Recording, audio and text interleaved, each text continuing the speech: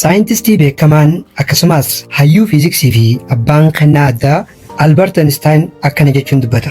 Addunyaan bu'aa yaada keenyaati. Yoo yaadni keenya hin jijjiiramin nuti jijjiiramuu hin dandeenyu.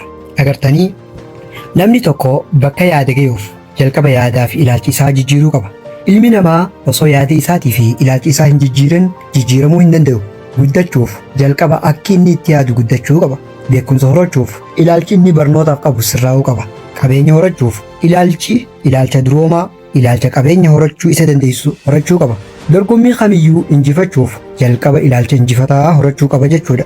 Wanti hubatamuu qabu ilaalchaa fi yaadni kamiyyuu jijjiiramuu ni danda'a. Ilaalchi dhaabbataan kan jalqabaa hanga dhumaa hin jijjiiramne hin jiru. Ilaalchaa fi yaada kamuu jijjiiruu fi fooyyessuu ni dandeessa. Atis ilaalcha kee jijjiiruudhaan sadarkaa har'a irra jirtu jijjiiruu ni dandeessa. Ilaalcha kee jijjiiruudhaan qabxii barumsa keetii guddisuu fi bakka guddaa ga'uu dandeessa. Ilaalcha kee jijjiiruudhaan sadarkaa har'a bahaa jirtu jijjiirtee sadarkaa sanirra fooyya'aa ta'e irra ga'uu ni dandeessa. Ilaalcha kee jijjiiruudhaan gosoota barnoota har'a hin danda'u jettee yaaddu gosoota barnoota har'a hubachuun sitti ulfaatan sirriitti hubattee hiriyoota keetii fi namoota naannawaa kee caalaa beekaa ta'uu ni dandeessa. Kanaafuu namni kamiyyuu yoo milkaa'uu barbaade ilaalcha mataa isaatii fi addunyaaf qabu sirriitti tolchuu qaba. Ilaalcha gaarii, ilaalcha injifataa, ilaalcha niin danda'a, itti gaafatamummaa koo niin bahadha jedhu horachuu qaba.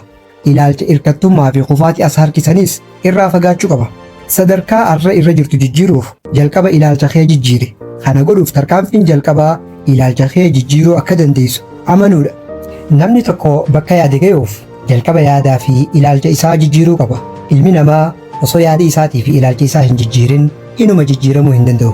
Guddachuuf jalqaba akka inni itti yaadu guddachuu qaba. Beekumsa horachuuf ilaalchi inni beekumsaa fi barnootaaf qabu sirraa'uu qaba. Qabeenya horachuuf ilaalchi inni qabeenya horachuu, hojii, hariiroo namoota waliin qabuuf qabu jijjiiramuu qaba. Inni qabeenyaan duroomuu dura ilaalchaan duroomuu qaba. Dorgommii kamuuf namni tokko injifachuuf jalqaba ilaalcha injifataa horachuu qaba. Atis ilaalcha kee jijjiiruudhaan sadarkaa har'a irra jirtu jijjiiruu ni dandeessa. Ilaalcha kee jijjiiruudhaan qabxii barumsa kee guddisuu fi bakka guddaa ga'uu dandeessa. Ilaalcha kee jijjiiruudhaan sadarkaa daree keessatti baatu jijjiiruu dandeessa. Ilaalcha kee jijjiiruudhaan galii guyyaa guyyaan argattu jijjiiruu dandeessa. Ilaalcha kee jijjiiruudhaan hariiroo namoota waliin qabdu jijjiiruu dandeessa.